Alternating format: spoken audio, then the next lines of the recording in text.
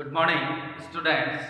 आज हम बात करने वाले हैं तड़ित झजा और चक्रवात। देखें, ये कुछ प्राकृतिक घटनाएं हैं और इन प्राकृतिक घटनाओं के कारण मनुष्य व अन्य जंतुओं, वनस्पतियों आदि पर विपरीत प्रभाव पड़ता है। तो आज हम बात करने वाले हैं तड़ित झजा और चक्रवात की। साथ तड़ित झजा क्या होता है? तड़ित झजा क्या होता है? तो तड़ित झजा की बात करें तो भारत जैसे गर्म और उष्णकटिबंधीय क्षेत्रों में अक्सर ये विकसित होते रहते हैं। भारत की बात करें उष्णकटिबंधीय क्षेत्रों जैसे भारत में अक्सर यह उत्पन्न होते रहते। भारत की बात करें, उष्णकटिबंधीय क्षेत्रों की बात करें तो भारत और उष्णकटिबंधीय क्षेत्र जो होते हैं उष्णकटिबंधीय, जहां पर सूर्य की गर्मी सीधी पड़ती है, टेम्परेचर ज्यादा होता है, तो वो क्षेत्र उष्णकटिबंधीय। कल अपन चर्चा कर चुके हैं लास्ट लेक्चर में इसके बारे में।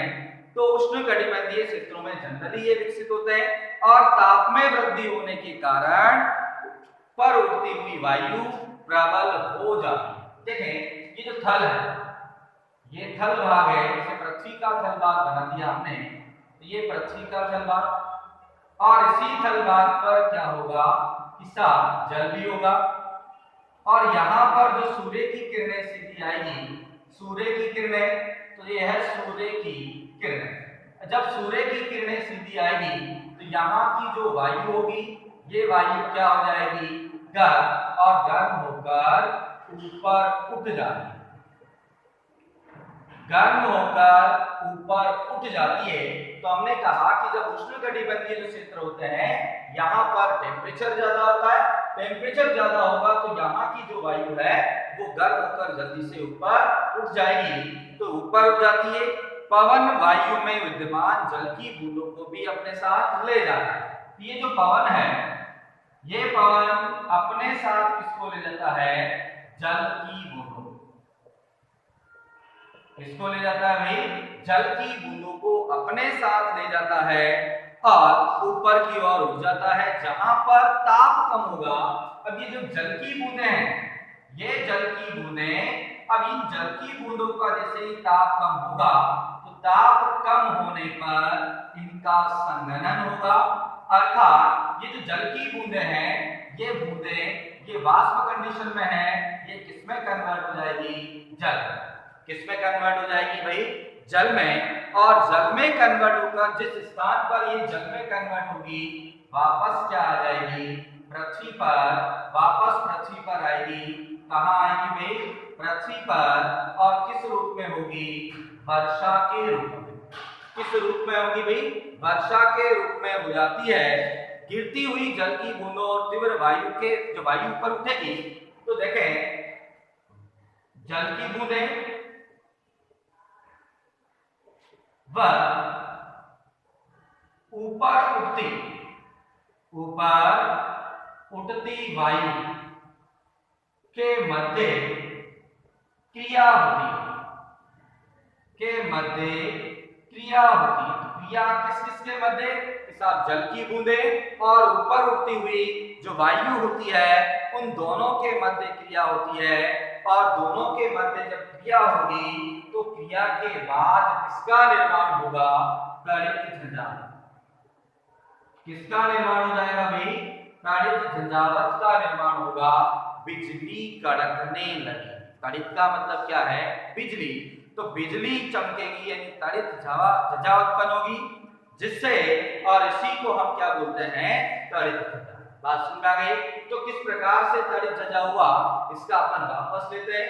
किसान उष्णकटिबंधीय जैसे क्षेत्र हो गए, जैसे गर्म आर्द्र क्षेत्र हो गए, भारत जैसा क्षेत्र हो गया, यहाँ पर गर्मी या तड़ित झंझा जो है वो अक्सर यहाँ पर उत्पन्न होते रहते हैं।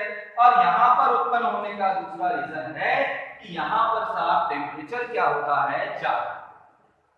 टेम्परेचर क्या होता है? ज्यादा। और टेम्परेचर ज्यादा होने के कारण गर्म वायु जो है वो ऊपर उठेगी और ऊपर उठती वायु जो ऊपर उठ जाती है ये जल वाष्प को भी अपने साथ ले जाती है। फिर जिस स्थान पर टेम्परेचर कम होता है वहां पर ये जो जल की बूंदें हैं ताप कम होने पर उनका संघनन होगा और वाष्प फॉर्म जो है वो जल में परिवर्तित हो जाएगी और जब ये बरसात के साथ ये जल नीचे आएगा और वायु ऊपर उठेगी तो दोनों के मध्य अंतर क्रिया होगी और अंतर क्रिया होने के कारण तड़ित झझा उत्पन्न होगा। क्या उत्पन्न होगा भाई? तड़ित झझा उत्पन्न होगा।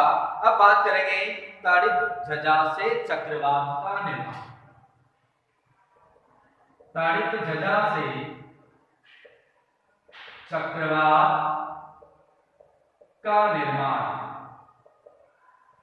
तड़ित झझा से चक्रवात का निर्माण किस प्रकार से तड़ित झझा से चक्रवात का निर्माण होगा? तो जल को द्रव में या द्रववाष्प में परिवर्तित करने के लिए ऊष्मा की आवश्यकता होगी। देखें ये जो जल है ये जल कब वाष्प में कन्वर्ट होगा? सब वाष्प में कब कन्वर्ट होगा? जब इस जल को क्या मिलेगी? ऊष्मा। यानी जल को ऊष्मा देने पर वो किसमें कन्वर्ट हो जाएगा? ऊष्मा वाष्प में कन्वर्ट हो जाएगा और बादल बनने से पहले जल वायुमंडल से ऊष्मा लेकर वाष्प में परिवर्तित करता है। ये जो बादल होगा, अब ये जो जल है ये जल आगे जाकर किसका निर्माण होगा? बादल। किसका निर्माण हो जाएगा? बादल का निर्माण होगा। ये कहां से ऊष्मा लेगा? साहब ये ऊष्मा लेगा वायुमंडल से। ठीक है, तो जल जो है ये वायुमंडल से ऊष्मा ग्रहण करके किसमें कन्वर्ट हो जाता है? बादल। और बादल की बात करें तो यानी वाष्प में क्या हो जाता है? परिवर्तित हो जाता है। जब जल की बूंदों या जल वाष्प वर्षा की बूंदों के रूप में पुनः द्रव में परिवर्तित हो जाती है। अब देखें ये जो वाष्प है ये वाष्प पुनः किसमें कन्वर्ट होगी?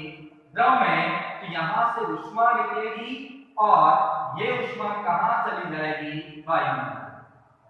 कहां चली जाएगी भाई? वायुमंडल में। तो हमने यही कहा कि जल जो है ये ऊष्मा लेकर वाष्प में बदल जाता है। ठीक है, ऊष्मा जो है ये वायुमंडल से ग्रहण करता है, बादलों का निर्माण हुआ। वाष्प वापस जब द्रव में कन्वर्ट होगी तो इसमें से उपस्थित जो ऊष्मा है ये कहां चली जाएगी? वायुमंडल में चली जाएगी और ये जो वाष्प है ये किसमें कन्वर्ट हो जाएगा? द्रव अवस्था में कन्वर्ट हो जाता है। तो मुक्त होने वाली ऊष्मा को जो ये मुक्त होने वाली ऊष्मा है ये आसपास की वायु को क्या करेगा? गर्म। तो ये जो ऊष्मा बन रही है ये ऊष्मा आसपास की वायु को गर्म करती है। यह ऊष्मा जो होती है ये आसपास की वायु को क्या कर देती है भाई? गर्म कर देती है। तो ऊष्मा जो है ये आसपास की वायु को क्या कर देती है भाई? गर्म कर देती है। ऊष्मा जो है ये आसपास की वायु को क्या कर देती है? गर्म कर देती है। तो आसपास की वायु कैसी हो गई? गर्म हो गई और इस प्रकार गर्म वायु ऊपर उठेगी जिससे वायु दाब कम हो जाएगा। तो ठीक है, ये जो गर्म वायु है, गर्म वायु, तो गर्म वायु क्या होती है? ऊपर उठती है। क्या होती है भाई? ऊपर उठती है। तो गर्म वायु ऊपर उठने से वायु दाब जो है ये वायु दाब कम हो जाता है। गर्म वायु जब ऊपर उठेगी तो उस स्थान से वायु ऊपर चली गई तो वायु दाब क्या हो गया? कम हो जाता है और फलस्वरूप तड़ित झझा के केंद्र की ओर उच्च वेग की वायु की गति करने लगा। ये जो तड़ित झझा का केंद्र है यहाँ पर ये जो वायु है ये वायु इस प्रकार से गोल गोल घूमने लग जाती है और गोल यहाँ पर जो दाब है वो बिल्कुल कम होता है। यहाँ दाब थोड़ा अधिक हो गया, यहाँ और बढ़ गया और यहाँ और बढ़ गया। तो वायु या चक्रवात के दाब की बात करें तो चक्रवात का जो केंद्र होता है यह केंद्र जो है यहाँ पर वायु दाब कम होता है और जैसे जैसे बाहर की ओर जाते जाते हैं तो यहाँ वायु दाब बढ़ेगा। बाहर जो है ये वायु दाब क्या हो जाता है, बढ़ जाता है, जबकि ये जो केंद्र है इस केंद्र में वायु दाब जो है ये वायु दाब कम होता है और इस प्रकार से किसका निर्माण हो जाता है, चक्रवात का। किसका निर्माण हो जाता है भाई, चक्रवात का। तो वायु के वेग और वायु की दिशा चक्रवात के तापमान और आर्द्रता में वृद्धि पर निर्भर करता है। ठीक है, तो आज के लिए इतना ही। पढ़ते रहें, मेहनत करते रहें। Thank you.